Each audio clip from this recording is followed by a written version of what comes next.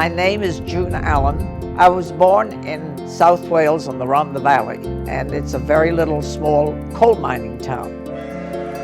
And my grandmother ran a store, and she especially sold newspapers. I never forget September the 2nd, 1939, when she had extra papers come in and it just said, "War declared." I was 12 years old. We are going to win this war, and we are going to win the peace that follows. You don't think you get used to daily bombings, but you do. We had a saying during the war in England, if a bomb had your name on it, you were going to get it, and you just learned to live with that. And of course, rationing went into effect. We got 4 ounces of meat a week, 1 egg a week, a half a pint of milk a week. Clothing was rationed. Every ship that tried to bring anything into England was torpedoed and sunk. You can't believe the austerity of the war. We were pleased when America got in the war because we knew we were going to get a lot of help. And that's when the GIs started arriving.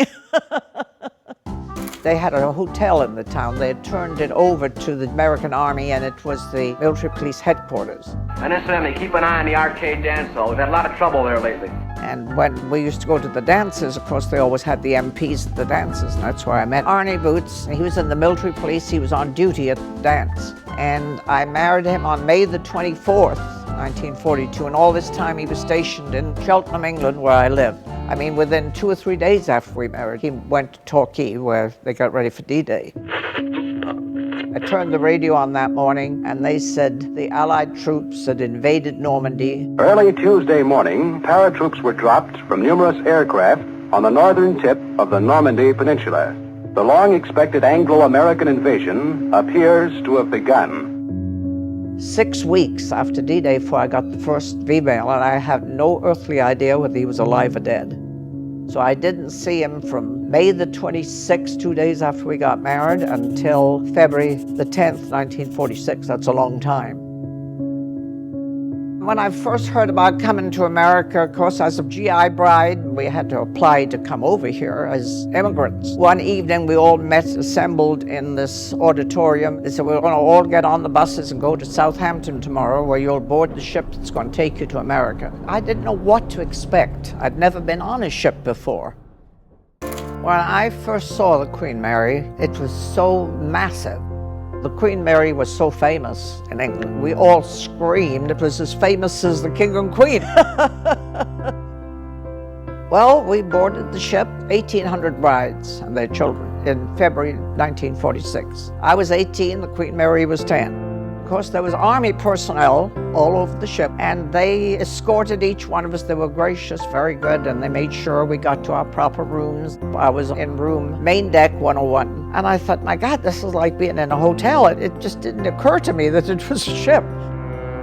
When the ship actually sailed, we were all up on the sun deck, and they had hooked up the tugboats and was pulling us out to sea, and to see that huge ship pull out and everybody waving goodbye, there's no words to describe it.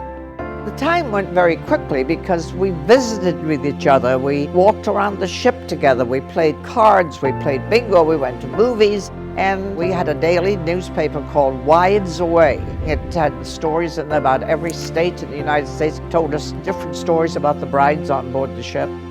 We used to go up on the sports deck, and we would play shuffleboard. A lot of them walked around the promenade deck, and I did too, but I loved to go up on the sun deck and just look out at the sea. And we would go up there at night, quite a few of us, and look around, and we would see the stars, and it was a magnificent sight.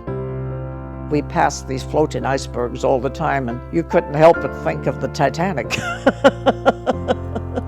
The voyage itself was 5 days, 23 hours, and 12 minutes, and finally we got to New York. Then the tugboats have to hook up to bring it in. Well, on the tugboats were dozens of reporters because we were the first shipload of war brides. And I was standing looking at the Statue of Liberty, holding my son. There was all the skyscrapers, and they said, point to the Statue of Liberty, and I did. Magnificent sight.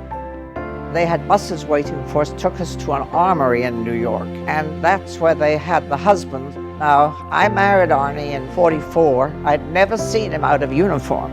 They called my name and called his name, and I thought, is that him? I really didn't know the man I'd been married to over 2 years. Didn't recognize him. It was quite a deal.